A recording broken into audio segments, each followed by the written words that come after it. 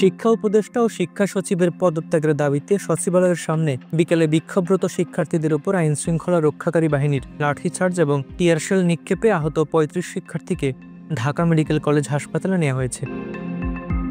এর আগে সচিবালয়ের সামনে বিক্ষোভরত শিক্ষার্থীদের সঙ্গে আইনশৃঙ্খলা রক্ষাকারী বাহিনীর পাল্টাপাল্টি ধাওয়ার ঘটনা ঘটে। পরিস্থিতি নিয়ন্ত্রণে ফাঁকা গুলি ছুড়ে এবং লাঠিচার্জ করে শিক্ষার্থীদের ছত্রভঙ্গ করে দেয় পুলিশ ও সেনাবাহিনী।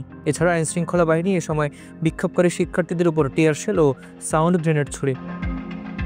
বিক্ষোভরত শিক্ষার্থীরা গেট ভেঙে সচিবালয়ে ঢুকে পড়ে। সেনাবাহিনী ও পুলিশ সদস্যরা শিক্ষার্থীদের বুঝিয়ে সচিবালয় থেকে বের করার চেষ্টা করেন। তবে শিক্ষার্থীরা সচিবালয় থেকে বের হতে রাজি না হয়ে মূল গেটের দখল নেয়। জানা যায়, বিক্ষুব্ধ শিক্ষার্থীরা সচিবালয়ের ভেতরে 7টি গাড়ি ভেঙেছে। গাড়ি ভাঙচুরের জেরে আইনশৃঙ্খলা বাহিনীর সদস্যরা শিক্ষার্থীদের উপর চড়াও হয়। বেশ কয়েকজন শিক্ষার্থী আহত হয়। সংঘর্ষে কয়েকজন পুলিশ এবং একজন সেনা সদস্য আহত হয়েছে। আইনশৃঙ্খলা বাহিনীর ধাওয়ায় জুতো স্যান্ডেল ফেলে রেখেই বিক্ষোভকারীরা পালিয়ে যায়। কিছুক্ষণের মধ্যে আবার মূল গেটের দখল নেয় পুলিশ। এর আগে দুপুর 2:15টার দিকে বিক্ষোভ মিছিল নিয়ে সচিবালয়ের সামনে আসেন শিক্ষার্থীরা। সচিবালয়ে প্রবেশের 1 নম্বর গেটের সামনে অবস্থান নেয় বিক্ষোভ করেন তারা। তাদের বিক্ষোভের ফলে সচিবালয়ের প্রবেশের গেটগুলো বন্ধ করে দেওয়া হয়।